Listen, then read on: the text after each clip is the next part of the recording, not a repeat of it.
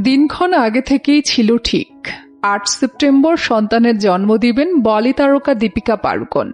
যেই কথা সেই কাজ। রবিবার বেলা হতেই সুখবর এলো পরিবারে, মা হয়েছেন অভিনেত্রী।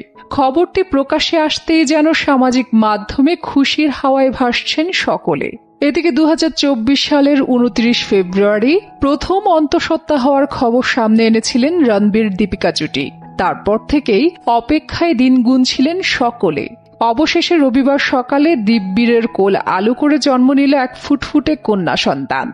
ইতোমধ্যেই সামাজিক মাধ্যমে ভক্তদের সঙ্গে সুখবরটি ভাগ করে নিলেন এই তারকা দম্পতি। লিখেছেন, শিশুকন্যাকে স্বাগত। পোস্টটি দেখা মাত্রই নতুন বাবা মাকে শুভেচ্ছায় ভরিয়ে দিয়েছেন অনুরাগীরা। এর মন্তব্য বিভাগে অসংখ্য খুশির ইমোজি পোস্ট করে শুভেচ্ছা জানিয়েছেন আলিয়া ভাট।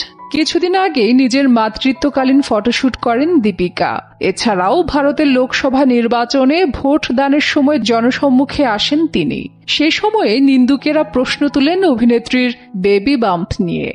দীপিকা কি আদৌ অন্তঃসত্ত্বা? অবশেষে সেই জল্পনার ঘটল অবসান।